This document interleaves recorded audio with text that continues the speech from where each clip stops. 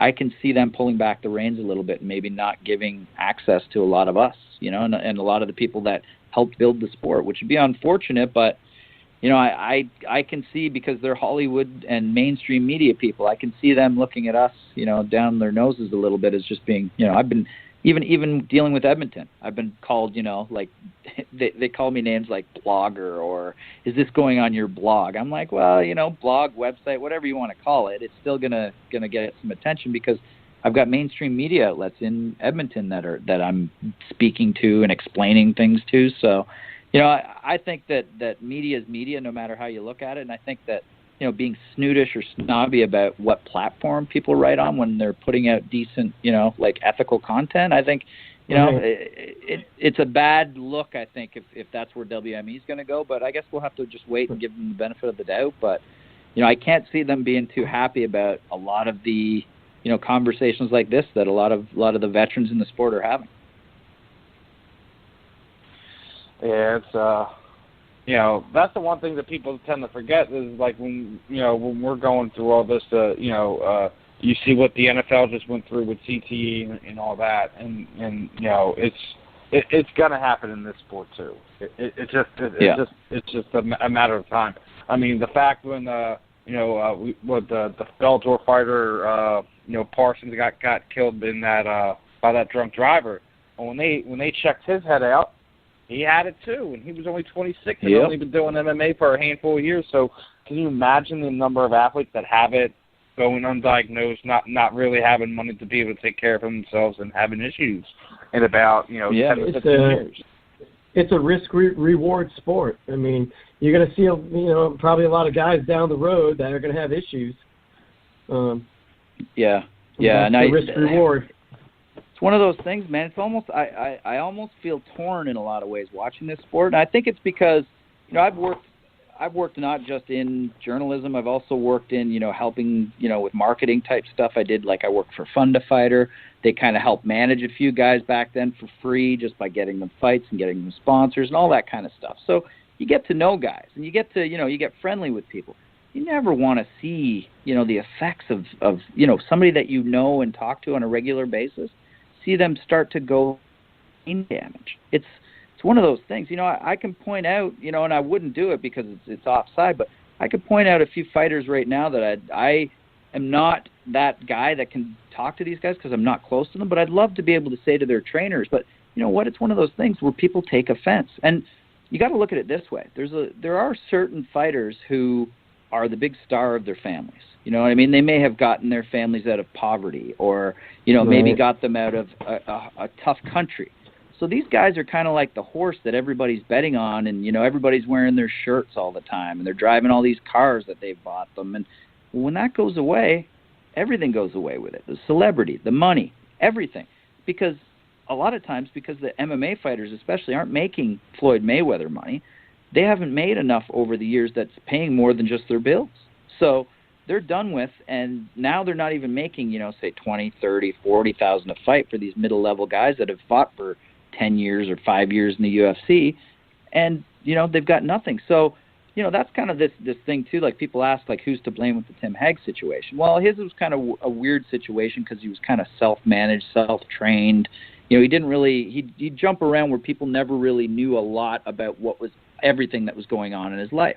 But, I mean, there's plenty of cases I could point out where family members were all in and all on board with these fighters fighting right up until they got to the point where they got a little bit too punchy. And it's like, you got to kind of take a step back, I think, as a stakeholder when somebody that you love and care about as, either one of their trainers or one of their family members or one of their training partners or their manager.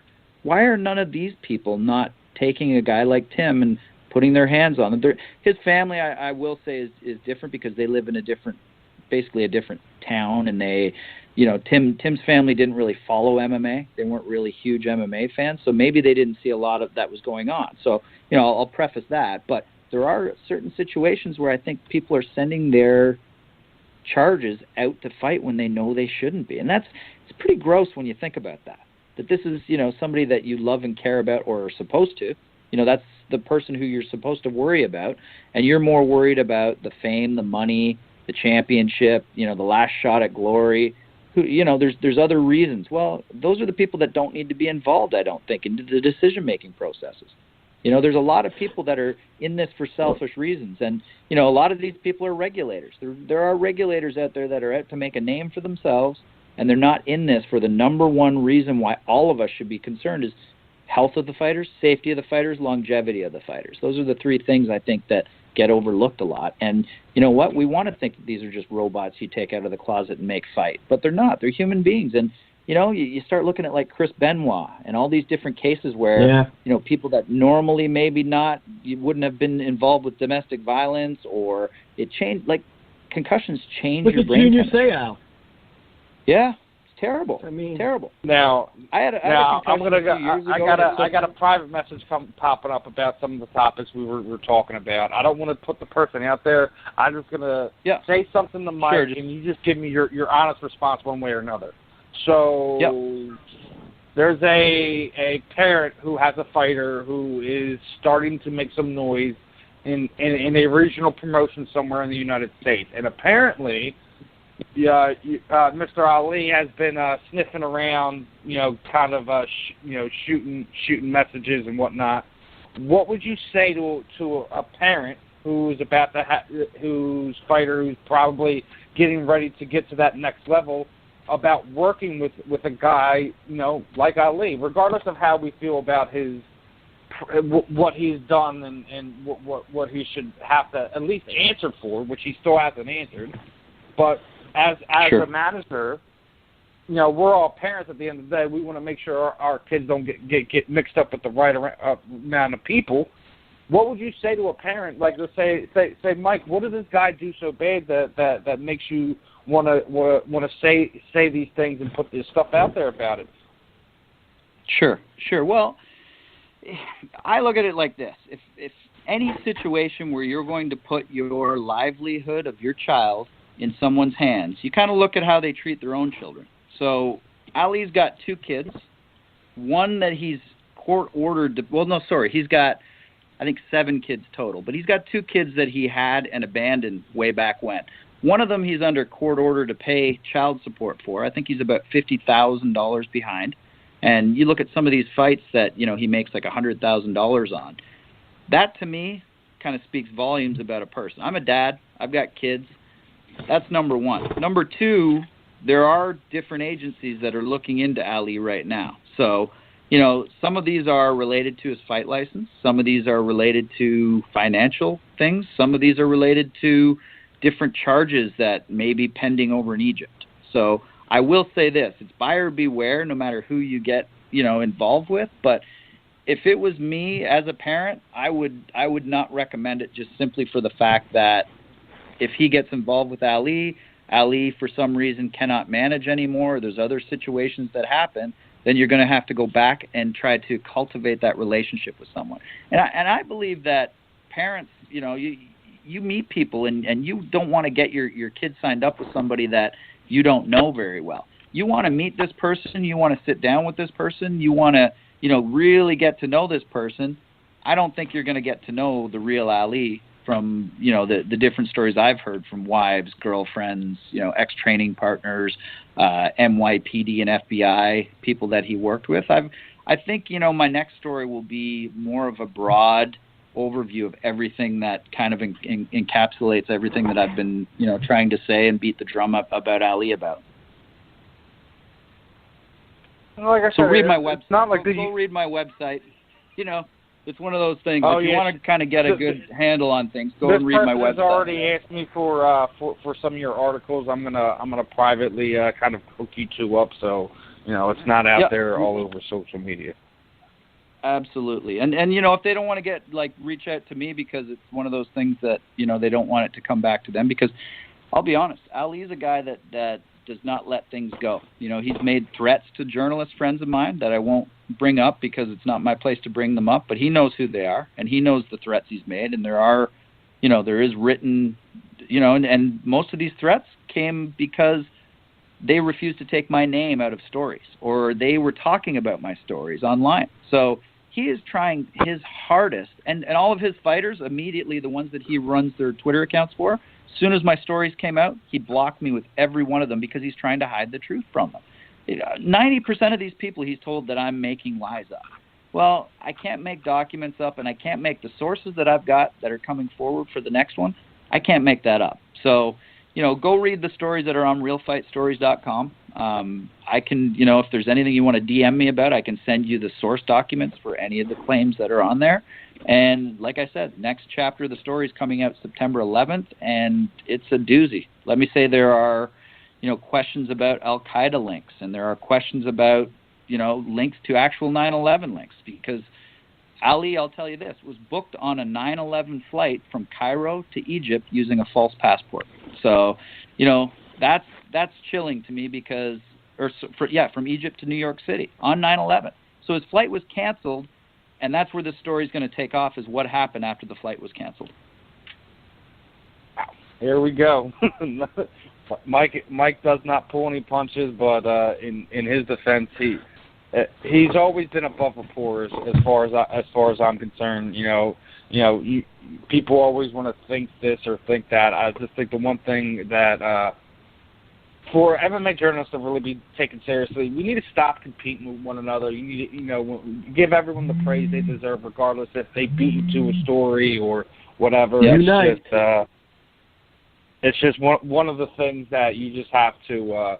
If we really want this aspect to really work for everyone, you can't consistently be worrying about what the other guy's doing, what the other guy working did, against each other.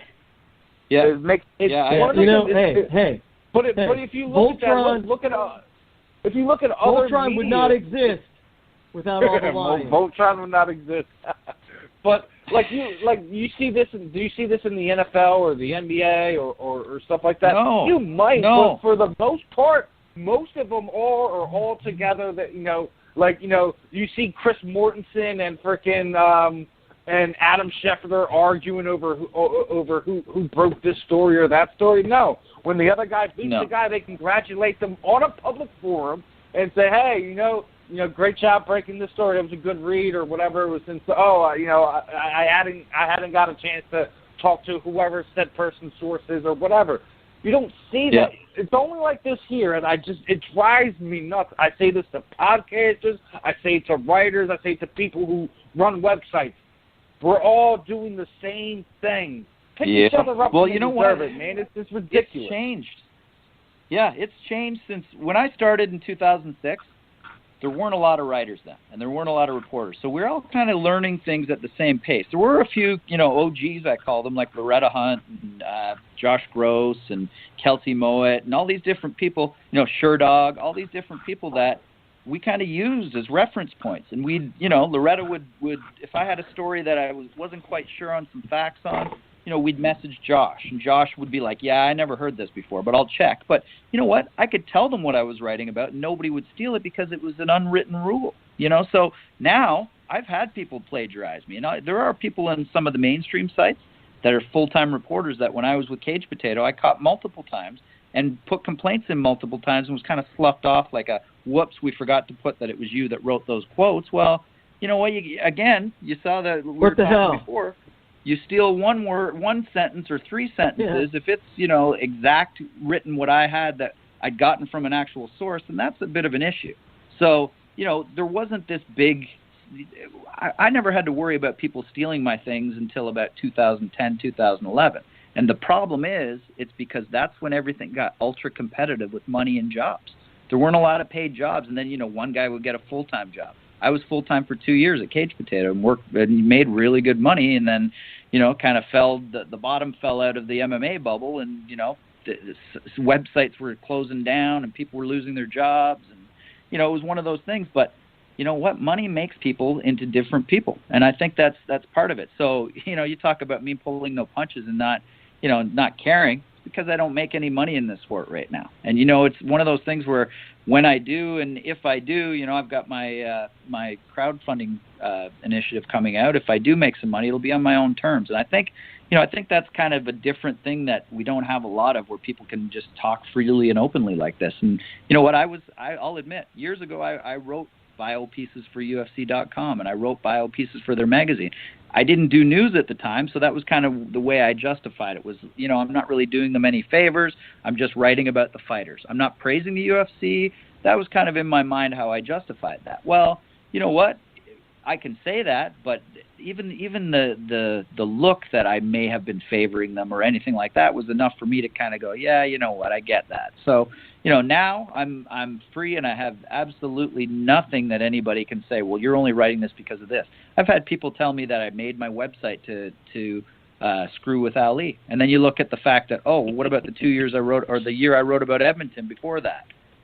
And honestly, here's why I made my website. Yahoo Sports at the time, I was pitching and pitching and pitching. I told you, and they were like, no. Well, then they accepted me on a, and I was contracted with them then. So it was like I was one of their cage writers.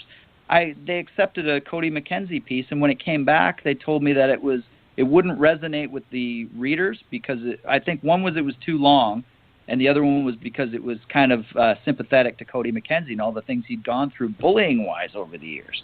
So while I was working on that story, Cody McKenzie fought the next day after I'd already had the story done and rejected.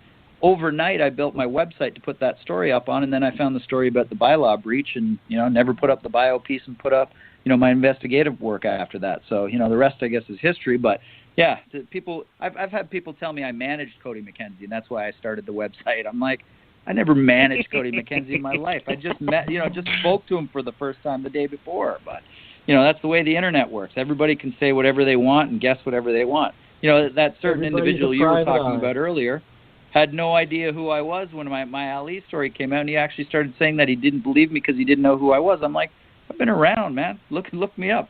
You don't want to say Google my work, but I mean, I could send him links to my work if I wanted to. Mike but, Missinelli's if you start... That's Mike Missinelli's on. Google me.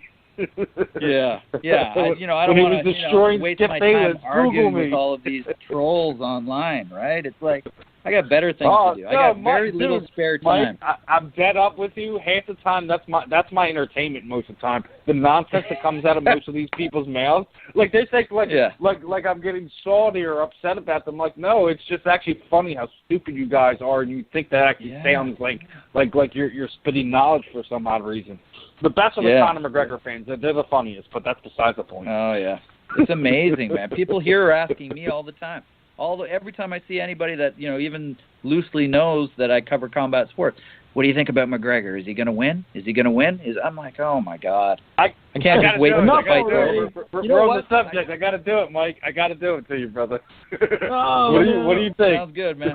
What do you think, man? Who I think is going to win? Here we are. We're like 3 weeks out now. So, if Conor pulls a Hail Mary and connects and knocks him out, then I will say I was wrong, but I still think Floyd's going to win. But you know what? Stranger things have happened. We've had some weird stuff. I never thought the GSP would ever lose to Matt Serra, and I watched that with my mouth open the whole time, just silent. So, I would be stupid to say that I know for sure. And again, I'm not. I'm more versed in MMA than boxing. I've always been a boxing fan, but I've spent more time with MMA, and I'd be more comfortable picking a winner of an MMA fight. But I don't even do that anymore because, again, nobody knows. You can say that you're an expert and you pick. Even the best sports handicappers in the world always get one wrong every now and then. Mm-hmm. And you know what? People actually, with us being reporters, and even though I'm not a handicapper that does all the research, I'm still asked for my opinion on who I think is going to win a fight. And I'll give it just kind of like, well, I guess maybe this guy. I don't, if I haven't done the research, like you look at a guy like Robin Black, he's more in a position where he can do it when he spends the time that he puts in, looking up stats and following movement and everything else. But, end of the day, I bet you he's got some that he's been dead wrong on because anything can happen in a fight. That's if it's properly matched. Let's just say that. If it's it's one of those things where I don't think, it should have been sanctioned in the first place. And I've talked to others, people that are sanctioning bodies because of remember the rule I told you earlier, the 12-round fighter and the 5-round fighter or the 4-round fighter. Well, they call those club show fighters, and they're guys that can fight maybe in a bar, in a ring in the middle of a club. And, then you've got McGregor coming in and fighting a guy that's a 12-round championship fighter for all of his last how many fights. And to me, it's been called, I had one regulator, and I won't name his name, but he told me that they've got these special rules for what are called spectacle bouts. And spectacle bouts can be given a 12-rounder. You know, like you can give a 12-round permit for a fight that's not a title fight, or that is a title fight, I guess, even if it is a spectacle. But, you know, to me, that, again, goes back to this whole are we WWE or are we combat sports? And, you know, I know that there's going to be different elements of what people like to see, but I don't like fights like that. I don't like crossover fights. I hated James Toney. I knew how James Toney was going to go, and, you know, that nobody could have told me differently because, you know, all these people are thinking, ooh, what if he catches Randy? Well, Randy wasn't, you know, Randy had been around the block. He wasn't going to stand with a pro boxer that, you know, he knew what was going to happen. And he knew.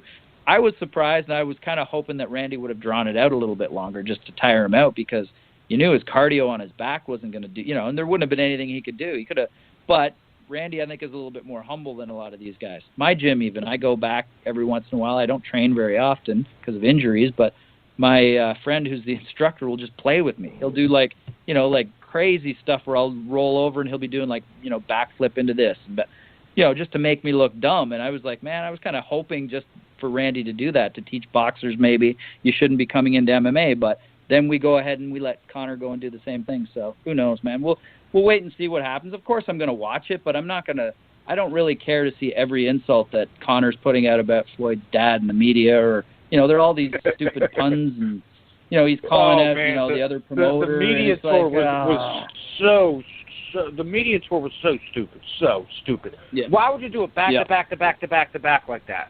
Why would you not spread it out over that 6 to 8 week period? Yeah. Yeah, it was weird. It was I didn't know why they did it. It almost seemed like when you see like a comedy tour. You know what I mean? Like where they take, and they're on the same plane, vagina monologues or something, and they're all going like to these 3 different dates, and it's like, yeah. I don't know, man. I'm not. I guess maybe I'm just getting old, or maybe I'm just evolving. Brad made another point. Everyone's saying, "Oh, well, they share the same plane. Who cares if they share the same plane? Yeah. These dudes are about to make millions of dollars. Yes, they're going to get in a fist fight, but there's no actual real animosity between them or anything like that. Come on, man. Oh, my God, they share the plane. It's the biggest news story of the year. But the true Mark fans believe it is real, and they believe there is a lot of hostility between the two. So, you know, and if you're going to treat this like pro wrestling, you don't put the heel and the baby together in the Facebook same plane. Picture. Yeah. You know, you got to sell it. Wow. Yeah. So, you know, what do you say? We're 20 years in here, basically, to the sport, but you got to look at it this way. That's only one generation, right? We're one generation in when you look at it. Each generation's got 20 years and then an overlap. So, you know, we've got a few generations, I think, to go. How long, Mike, before they start putting weapons in there and do like the Thunderdome, Mad Max Thunderdome? Well, that was originally we were supposed to have a moat around the octagon, right? There was supposed to be a moat, and fire-breathing dragons, and all that crazy stuff. They toned it back, if you can believe it, but you know, it was the Gracies were master marketers, and I think, you know, they had their Gracie Challenge going on for that many years, but the fact that they picked Royce, who was the least imposing out of all of the Gracies, to go in and win.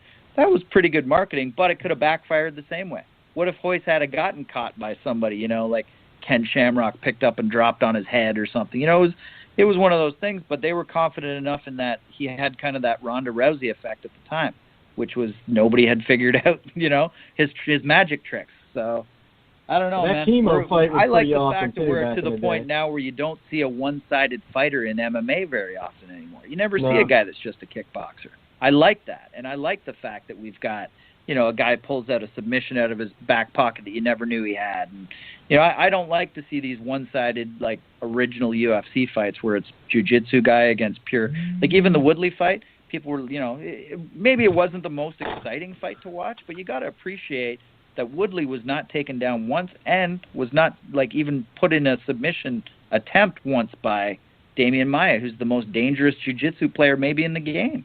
So, you know, I know that that's kind of more like a geek fact, like, you know, if it was like talking about video games where they know little, like, you know, you can't make a movie with this because that was a guy in this movie. And, you know, we know the little nuances of the sport that a lot of people don't know, but, you know, I still, it bothers me to see people, even Dana, saying that was a terrible fight. And, yeah, it wasn't great, but you got to give Woodley credit. Woodley with a bunch of F-bombs. Maia and stopped him from doing the one thing he does 9 times out of 10 very, very well. Yeah. Yeah, man, it's nuts. But as I'm looking at the time here, it's we've been definitely on a while. well past the time we were going to do today. That's good stuff. I guess luckily for us, Mike has so much to talk about. We could have probably did a whole show with just us, but gonna have to fortunately couldn't get Kevin Lee on. His management that hasn't been able to get a handle on him all day for whatever reason. So we're gonna have to reschedule. You got him on Mr. later, Kevin Lee. Stefan? No, we're gonna have Carl, Baby K. Robertson, who just came off that first round TKO at the Dana White's Contender Series 3. Gotcha. Cool. Well, thanks, guys. It was a pleasure. Yeah. Hey, Mike, take it easy, man. What we do before we kind of let you go is we kind of like throw the proverbial microphone to you. Anything you want to say, let people know where to keep up with your work, what's going on, anything else that, obviously we talked about the Ali thing coming on 9/11, but anything else that you want to say, the time is yours, my friend. Awesome. Yeah, no, you can find me, and here's the thing. I'm kind of a lazy reporter where most of my scoops and info and stuff I'm just putting on Twitter because I'm so busy right now. And like I said, I'm working on a couple different crowdfunding initiatives, which are going to be, MMA related. Maybe give. My goal is to open my site up so that I can actually hire other people to come and write for me and do the same kind of things I'm doing. There's a lot of people I think in this space that I'd love to work with and maybe do some really cool stuff with, and going to be raising some money. So yeah, Mike Russell MMA, realfightstories.com, and I don't have a link for any of the crowdfunding stuff, but again, it'll be on all my channels as well. But yeah, I'd love to be able to raise a little bit more money so that I can put out a lot more of this kind of stuff, which I think isn't really something that's being done anywhere else. It definitely isn't, because when you look at journalism or MMA media these days, it's particularly just the same stuff that you see kind of regurgitated over and over and over again. Yeah, there's some really good people out there. I'm not going to name them all because there's so many, but yeah, I don't think that there's kind of anywhere where you get mostly. I'm gonna name drop, dude. I mean, I think one of the guys who's extremely underrated, extremely underappreciated, your countryman there, Mr. James Lynch, is probably one that he's great. Necessarily get all the credit that he deserves. He does way more than the Ariel Helwanis, the Luke Thomases of the world. They're just more renowned in the United States for whatever reason. Yeah. James Lynch is killing it. James puts out more content, I think, than anybody out there right now. I think, he's just, and he's so efficient at it that he can do 3 or 4 interviews and have them up within a day, and it's, I envy him at having that kind of skill and that kind of thing to do. But yeah, James is definitely one of those underrated guys for sure. He doesn't get enough shine. Yeah, man, it's he's definitely one to keep an eye out. So guys, if you're just tuning in tonight and don't know who Mike is, who James is, guys, reach out to these guys. These are some of the guys to be around when it comes to knowing the ins and outs of what's going on in the MMA world. Mike, it was a pleasure having you on. We definitely got to do it again in the future, and definitely, as always, man, link me up when you get them articles out. We'll do what we can on our end to help get it out to the masses. Awesome. Always appreciate it, man. We'll talk soon.